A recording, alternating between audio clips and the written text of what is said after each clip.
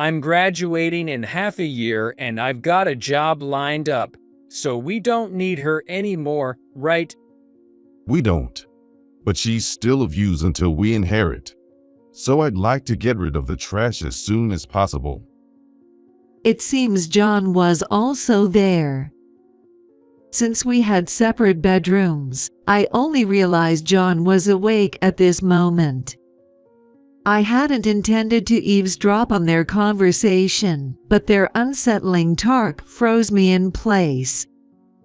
They continued their heart-wrenching conversation without knowing I was listening. For the next 6 months, I pretended not to hear their talks and didn't change my demeanor.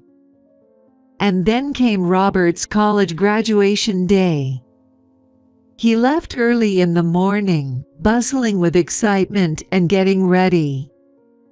Of course, there was no word of thanks for raising him or an invitation to a meal directed towards me.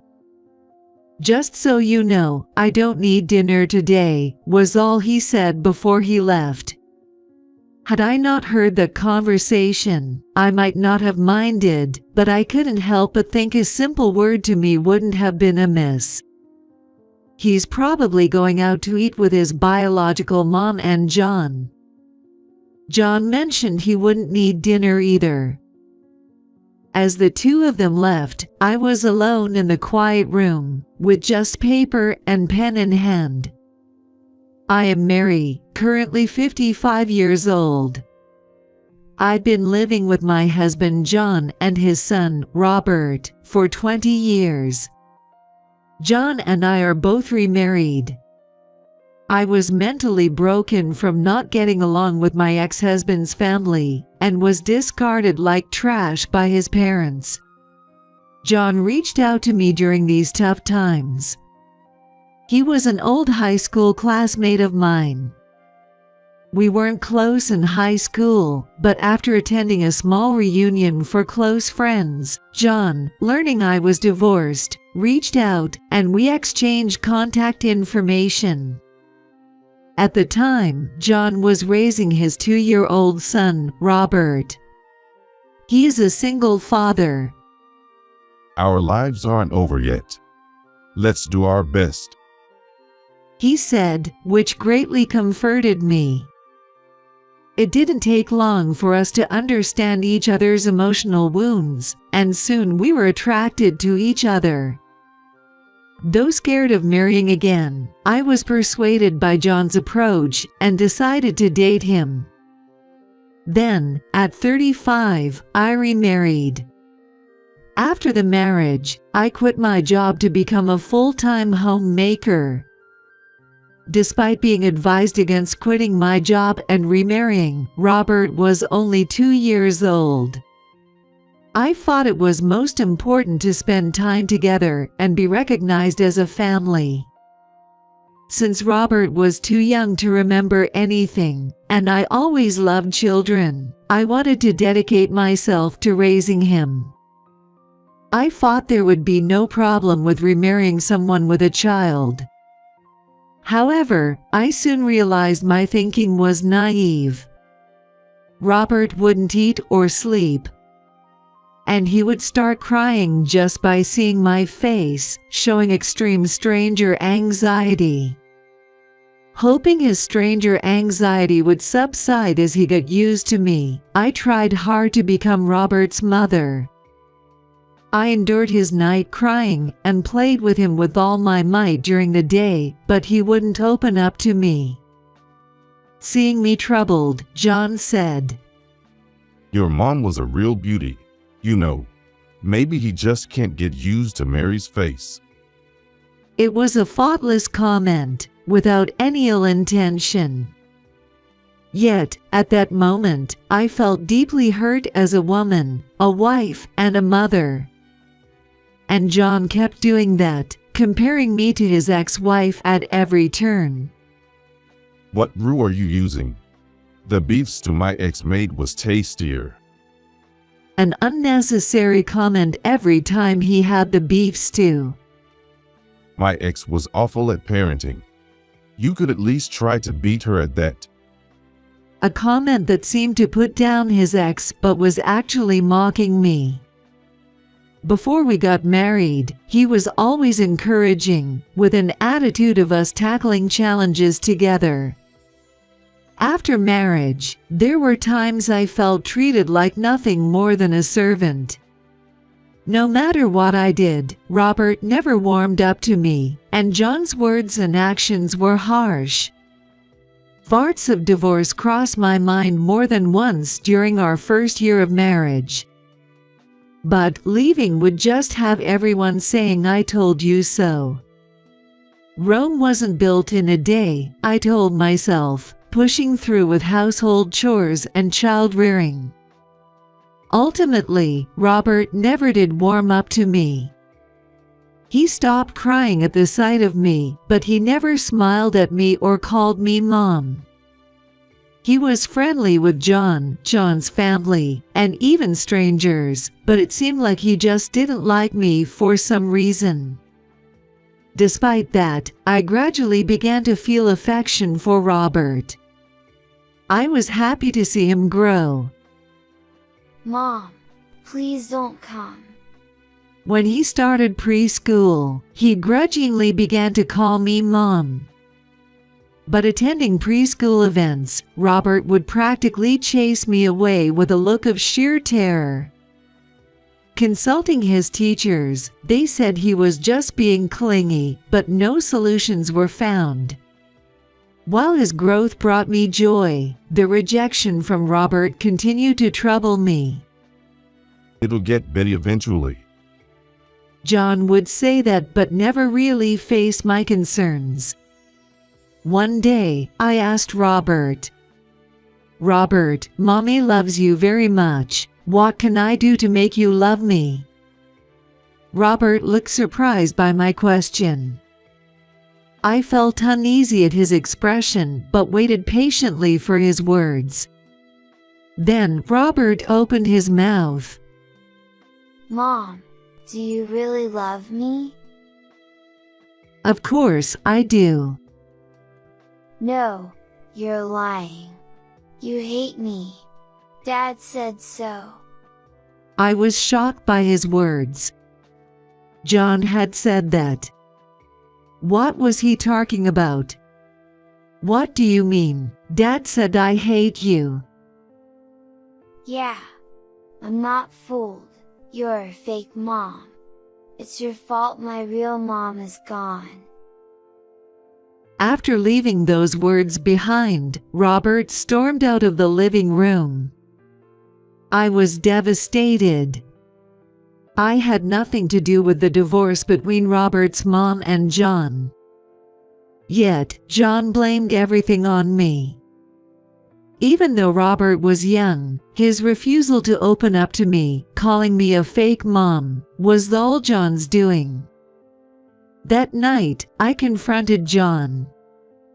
Robert called me a fake mom. I can't imagine he would know to say that unless you told him, right? Who else would tell Robert such a thing?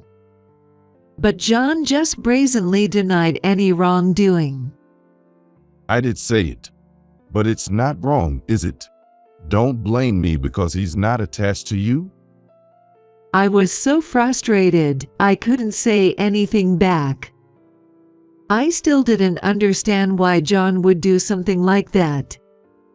In the end, my relationship with Robert didn't improve, and I felt increasingly distant from John as well. But children's growth doesn't wait for anyone. It was when we were preparing for Robert's elementary school entry. This backpack is good, right? John pointed to a high-end backpack. I was shocked by the price. It looks nice, but isn't it a bit too expensive? Why don't you ask your parents to buy it as a gift? I couldn't immediately grasp what John was saying, tilting my head in confusion.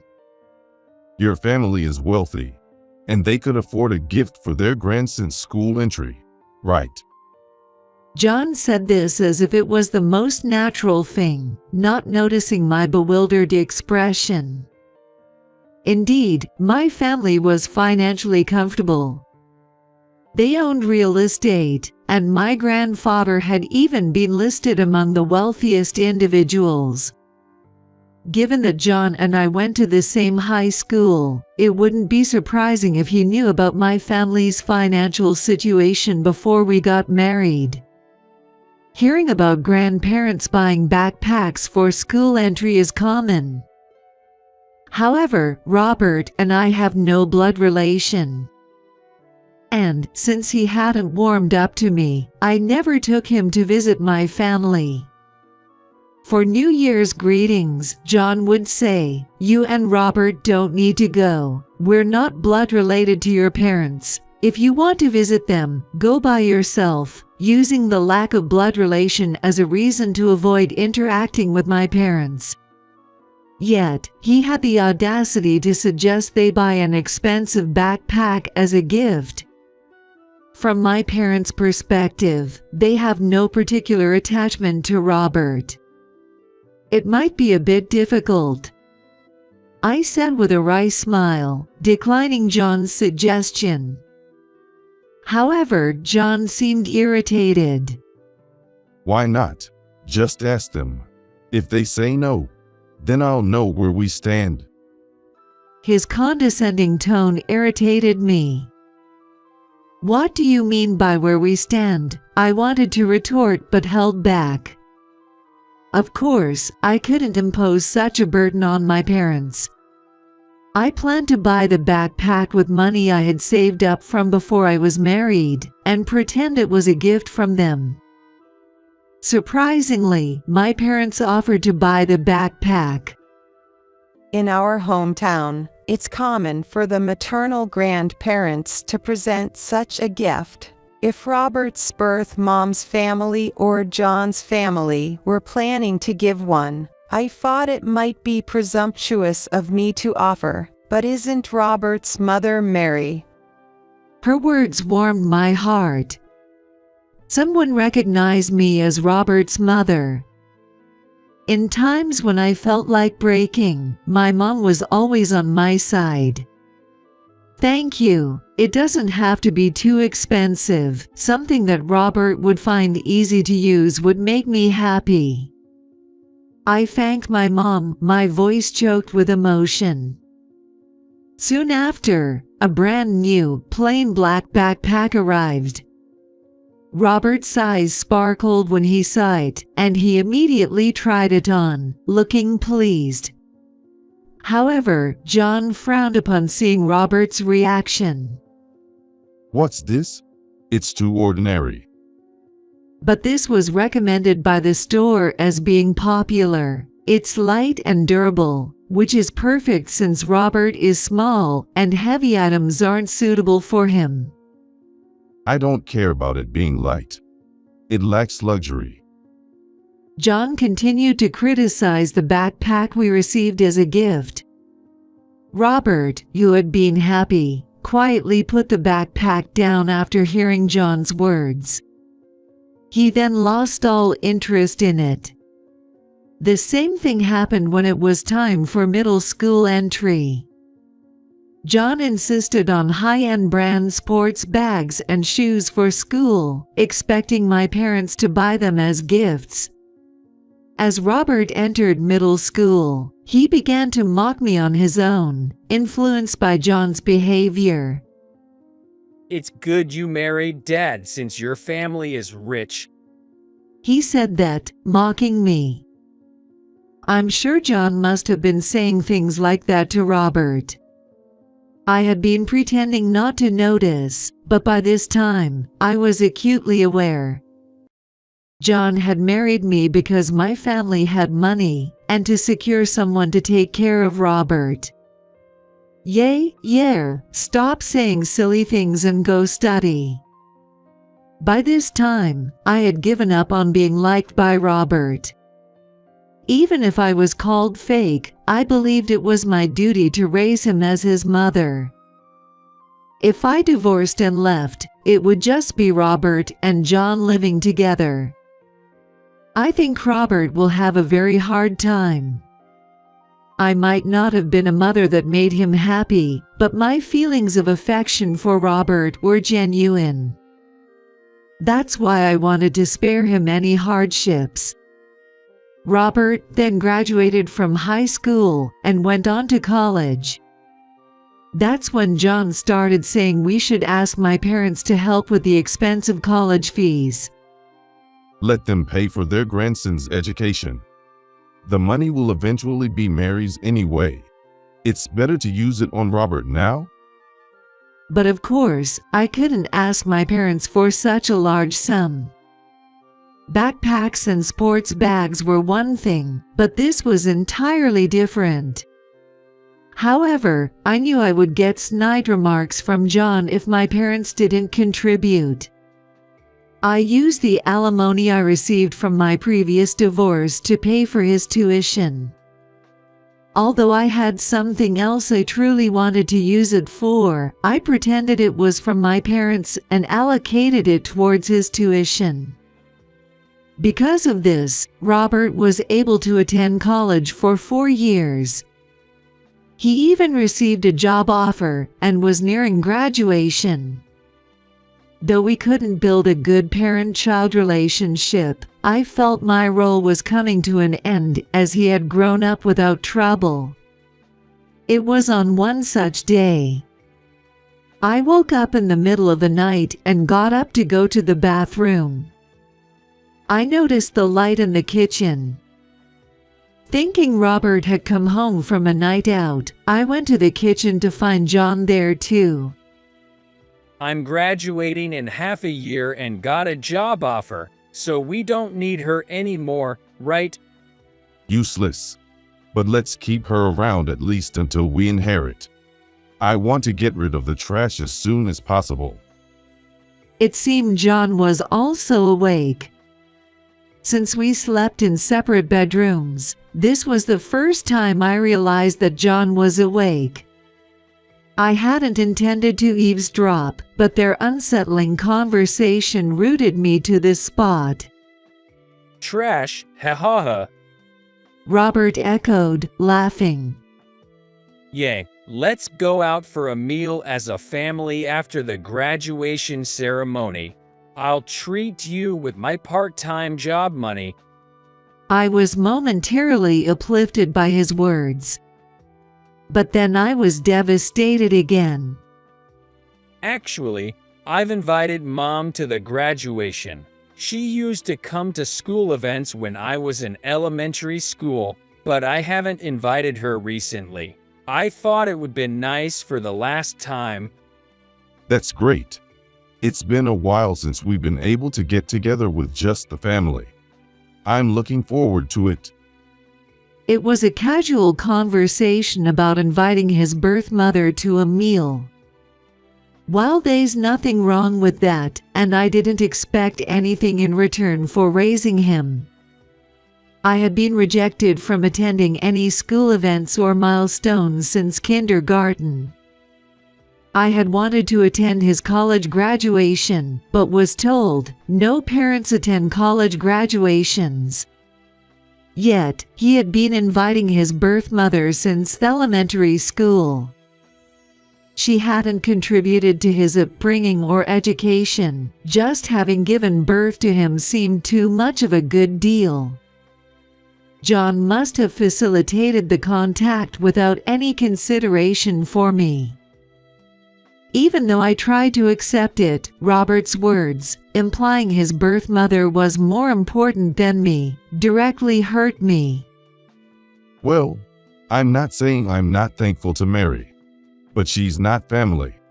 When we were divorced, I wondered how I was going to raise you, but having a convenient housekeeper around was a lifesaver. Well, the cleaning and laundry were fine, but I wish the meals were better. The lunchbox was inedible. I always had a hard time figuring out who to pawn them off on. You got to eat whatever you liked with that money. So it worked out well for you, didn't it? Following that conversation, John and Robert's laughter echoed. Hearing this, I stood there in shock. It was an even more shocking fact. It was terrible that despite making lunch every day since he was in middle school, he was selling it to others. It was disrespectful to the people he sold them to and essentially trampled over my feelings, thinking I was doing something nice for Robert. Struggling to move my frozen legs, I quietly moved away from there. Listening to their mocking laughter any longer felt like it would break my heart. I had been married for 20 years, raising Robert since he was 2 years old. Yet, I was never once acknowledged as family. I crawled into bed and cried. Then, I decided on something I had kept close to my heart for a long time. For the next 6 months, I acted as if I heard nothing and changed nothing about my behavior. Then came the day of the university graduation. Robert left early in the morning, bustling with excitement and getting ready. Of course, there was no word of thanks for raising him or an invitation to a meal directed towards me. Robert left with just the words, "I won't need dinner tonight." Had I not overheard that conversation, I might not have cared, but a part of me wished for at least a word directed at me. Probably he was going to dine with his biological mother and John. John also said he didn't need dinner. After seeing them off, I sat alone in the quiet room with paper and pen. It was just past 1 p.m., too early for them to return home, when my phone rang as I was having lunch outside. The call was from John. I glanced at it and sipped my coffee with a smile. I had no intention of answering the call immediately and let it ring for a while. I bet he's panicking on the other end. Feeling a bit sorry for the incessant ringing, I finally picked up. Yes. Mary, is that you? Where are you? What's this note about? As expected, John was in a panic. Seeing the note meant he had returned home. If I told you where I am, it wouldn't really be running away, would it? Everything is written in the note. When I said that, John stumbled over his words, but. As the conversation was going nowhere, I sighed deeply. That's how it is, so please submit the divorce papers I've filled out. At those words, John seemed to snap back to attention. I had left the divorce papers along with the note. I won't accept a divorce. But what do you mean the tuition fee is unpaid? At that, I smiled again. Apparently, to John, the unpaid tuition was more concerning than the divorce. Oh, aren't you supposed to be at work? How do you know about that? Oh. John was at a loss for words, stammering. It seemed that John had attended the university graduation ceremony with Robert's biological mother, his ex-wife. That's probably where he found out about the unpaid tuition fees. Anyway, they told me that if the unpaid amount isn't transferred by the end of this month, he won't be able to graduate. Just tell your parents to transfer it right away? Why should I, just a mere housekeeper, go to such lengths? My tone inadvertently grew sharper. But it was my honest feeling. I'm just a housekeeper, right? You've brainwashed Robert since he was little not to get attached to me. That's not true. He was attached to you. And he actually called you Mom, didn't he? Don't lie. He only called me Mom because you were concerned about appearances, right? John fell silent. I've paid the tuition for 3.5 years anyway. If you want him to graduate, Why don't you, as his parent, pay at least for the last semester?" I left him with those words and hung up. A few days after overhearing John and Robert mocking me one night, the bill for tuition arrived. Given all the demeaning things said to me, being called just a goal for money and a housekeeper, I couldn't bring myself to pay. The university contacted me several times. According to the university's rules, if the tuition remains unpaid, even if Robert could attend the ceremony as a prospective graduate, he would be expelled if payment wasn't made by graduation day. In other words, he had to transfer about $6,000 by today. After hanging up with John, Robert also called. "Hey, you witch. What's this about unpaid tuition? Why haven't you paid?" It seemed he wasn't with John. Otherwise, he wouldn't dare speak to me like this. "Ask your father for details. I have no intention of involving myself with you two anymore." What does that mean? "Take care, then." Just wait a minute. I cut off his protests, ending the call. Since the day I overheard that conversation, I had decided to leave the two of them behind. I then disappeared from their lives completely. My phone kept ringing all day. If they had time for this, they might as well make the transfer. The next day, I changed my phone and number. 3 months later, while at the municipal office for errands, I discovered the divorce papers hadn't been submitted. Feeling frustrated that nothing had been done in 3 months, I reluctantly returned home. Since the key still worked, I entered the house to be greeted by a strange smell. "What's this smell? Like rotten food." Entering the living room, the source was clear. The source was littered lunchbox trash, instant noodle cups, and washed dishes piled in the sink, socks whose removal date was unknown, and a mountain of laundry, uncertain if ever cleaned. In just 3 months, the house had deteriorated into a garbage dump. But as expected, it was indeed as expected. It was the home of 2 men who never did any housework. It couldn't possibly be clean. Yet, I had hoped for a bit more tidiness. Mary, you came back. Hearing my name, I shivered. Turning around, a scruffy John stood there. "You didn't go to work?"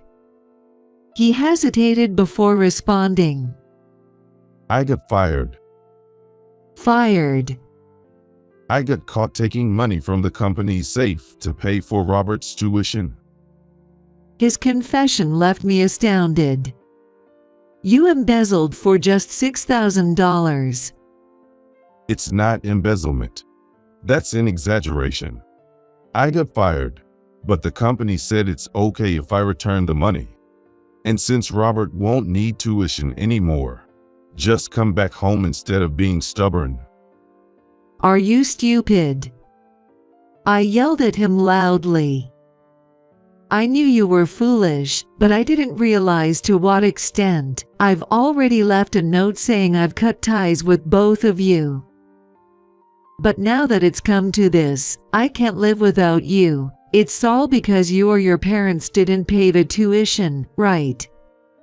Faced with John's defiance, I let out another heavy sigh. "Please, come back. I love you." He pleaded, nearly in tears. "Those words you never said during our marriage mean nothing now. You've always been dependent on others. Why don't you try to sort things out yourself for once?" I replied, half laughing. "A dirty room and a dirty man." I heard a rustling sound, and when I looked over, a cockroach emerged from an empty cup noodle container. This house will only have cockroaches for family if it continues like this, I said, laughing. John didn't reply, just hung his head in defeat. Afterward, the divorce papers were successfully submitted. 3 years later, in a new place where I had finally found happiness, I received news of a death. The news was that my mother had passed away. At the funeral, 2 familiar figures approached me. I slowly lifted my face. It's been a while. You look healthier than I thought. It was John and Robert. John and I have many mutual acquaintances. They must have heard about my mother's passing through the grapevine. And despite all that she had done for him over the years, Robert never once thanked her. Thinking they had come to pay their last respects made me slightly happy, so I asked, "You came?" Of course, you're an only child, right? So you'll inherit everything, and eventually, as your son, I should inherit too, right? I need to thank Grandma. What? I couldn't help but frown. I felt a surge of disgust at the outrageous things Robert was saying. What are you talking about? You have no right to inherit anything. But he's still our son, even if we're divorced. John added with a smirk. Angered by their motives for attending, I raised my voice. Leave, if that's your attitude. I'd rather you didn't come to pay your respects at all. My voice was louder than I intended, attracting attention from those around us. John and Robert, as usual, were unfazed by my raised voice. However, at that moment, someone arrived who could turn the tide. What's all the commotion about? What happened? Approaching were a man and a woman. And, upon seeing them, John and Robert went pale. The ex-husband and his son. I introduced John and Robert to the 2 people. Then Thomas and Emily frowned. John spoke up nervously. President, why are you here? President, you know Thomas. I asked John, but he didn't reply. Without waiting for his response, I continued. This is my husband Thomas and our daughter Emily. Ed? John and Robert looked up, surprised, and looked at me. My wife has been under your care. You're Thomas from the HR department, right? Yes. What do you mean? John works for Thomas's company. I asked Thomas, and he nodded. John looked away, as if realizing he had made a mistake. I don't intend to mix personal issues with business, but I won't forgive you if you hurt Mary any further. I didn't mean to. John stammered. Robert, too, said nothing, shrinking down. Emily then spoke up. I heard something about inheritance, but Robert, you have no inheritance rights. Her tone was as if she knew Robert well. So, you're the stepson my mom talked about. Emily laughed. It was hard to imagine the once arrogant Robert looking so diminished. When I looked at Emily curiously, she exclaimed, I'm her biological daughter. Why would you, a stepson, think you have any inheritance rights? Biological daughter? Yes. I'm not a stepchild but her true, blood-related daughter. Did you really think you were the only child and special? Robert turned red. Robert likely never imagined that I had a biological child. In fact, Thomas was my first husband. We had Emily, but Thomas's parents didn't like me, and I was forced to give her up. You should forget you have a child, my in-laws would say. I wasn't allowed to be involved in Emily's upbringing. Thomas always defended me, but his family has been running a business for generations. He couldn't go against his family, especially his father. Eventually, I fell ill and reluctantly agreed to divorce. Later, I heard Thomas raised Emily well despite his parents bad-mouthing me. Thanks to Thomas, Emily grew into a kind-hearted girl who would send me thoughtful letters once a year. While married to John, I had no direct contact with Thomas and Emily. Yet, Thomas would sometimes bring Emily to meet my parents because she was their granddaughter. I always heard about Emily from my mother. I was curious about Emily but never dared to meet her while married.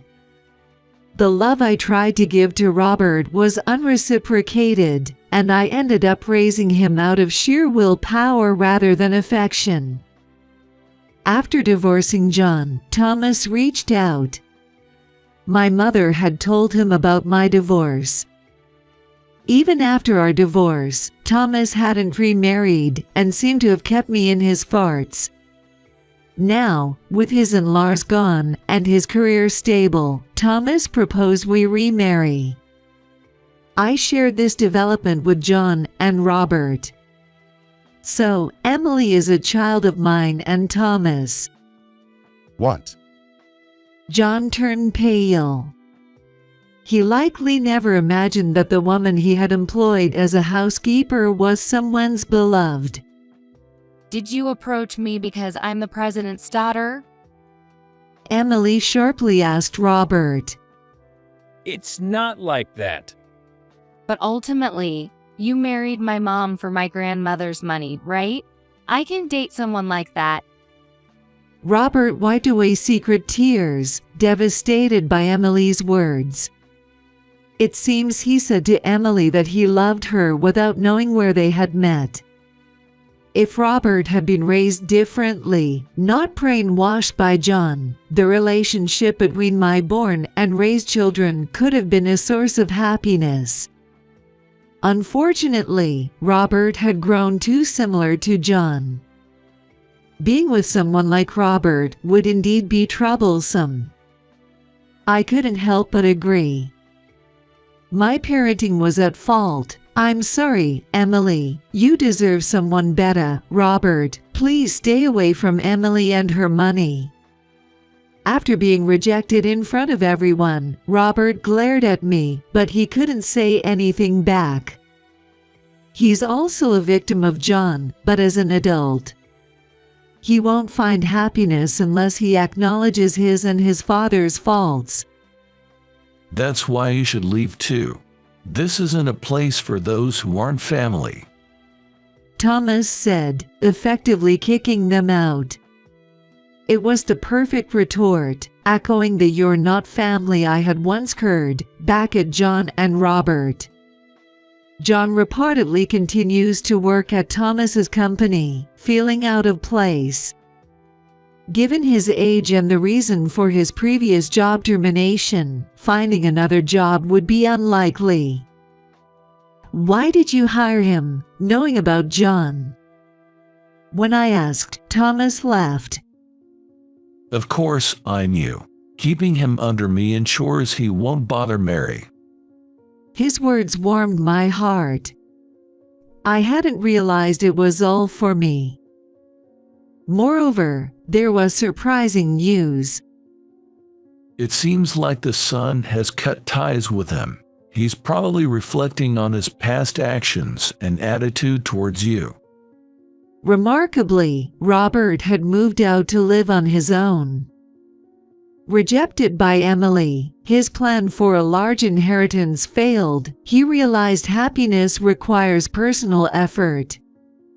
While I felt serves you right towards John, I didn't wish for Robert's unhappiness. I hope he grows through his struggles and finds happiness, a testament to my role as his mother. I now live with Thomas and Emily. After driving me away, my in-laws regretted their actions, seeing the depressed Thomas and Emily. But it was too late to change anything after I remarried.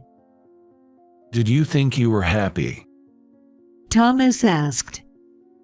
There were happy times sometimes. I smiled too. But the happiest times of my life are yet to come. Emily is soon to be married. I hope to live long enough to turn our past struggles into laughable memories, aiming to grow further.